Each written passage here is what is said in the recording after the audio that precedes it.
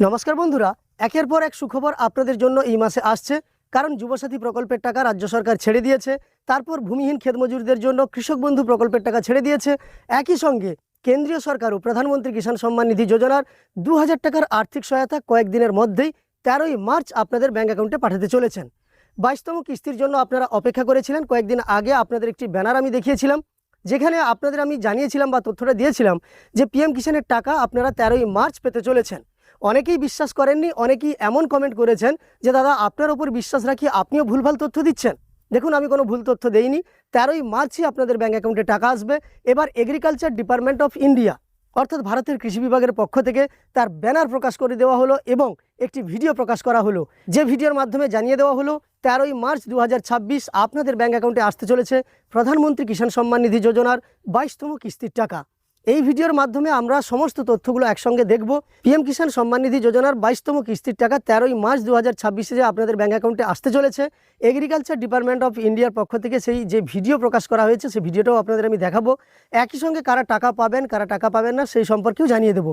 তাই অবশ্যই ভিডিওটি শেষ পর্যন্ত দেখতে থাকুন।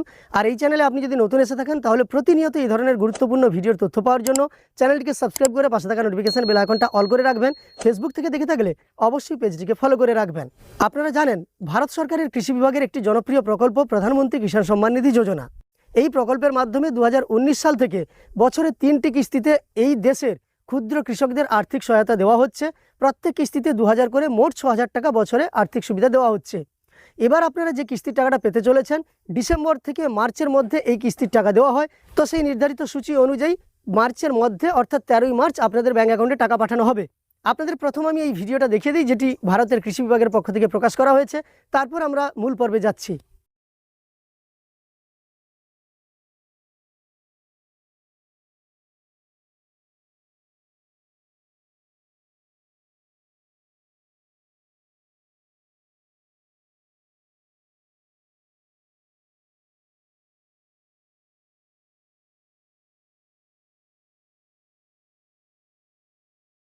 আপনারা দেখতে পেলেন ভারত সরকারের কৃষি বিভাগের পক্ষ থেকে এই ভিডিওটি প্রকাশ করা হয়েছে।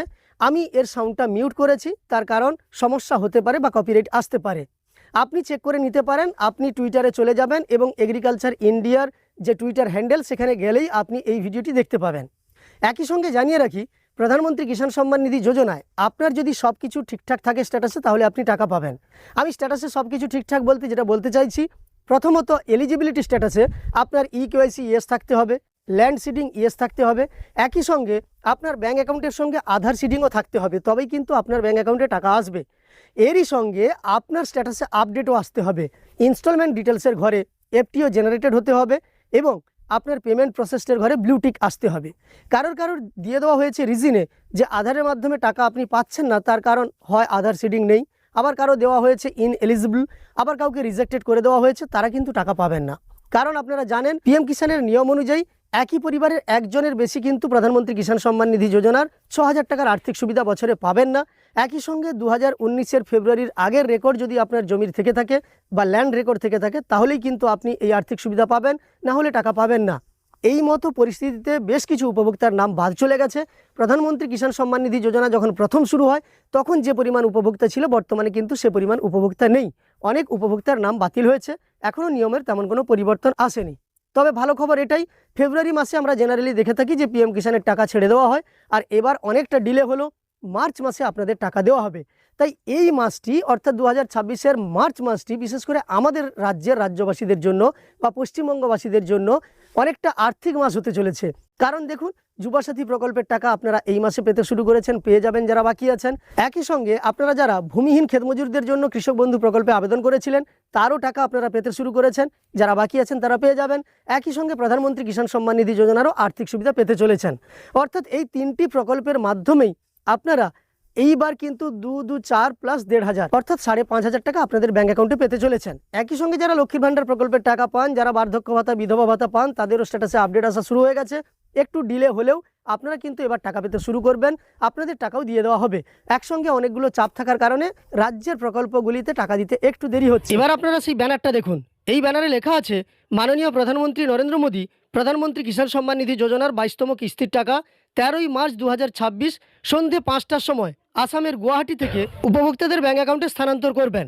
এই ব্যানারে আপনারা স্পষ্টভাবে দেখতে পেলেন যে অসমের গুয়াহাটি থেকে মাননীয় প্রধানমন্ত্রী পিএম কিষাণ সম্মান নিধি যোজনার এবারের কিস্তির টাকা আপনাদের ব্যাঙ্ক অ্যাকাউন্টে পাঠাবেন। যাই হোক, কেন্দ্রীয় সরকারের এই প্রধানমন্ত্রী কিষাণ সম্মান নিধি যোজনার টাকা যাও একটু ডিলে হলো বা ফেব্রুয়ারি মাসে এসে যায় সাধারণত, এবার মার্চ মাসে টাকা আসছে।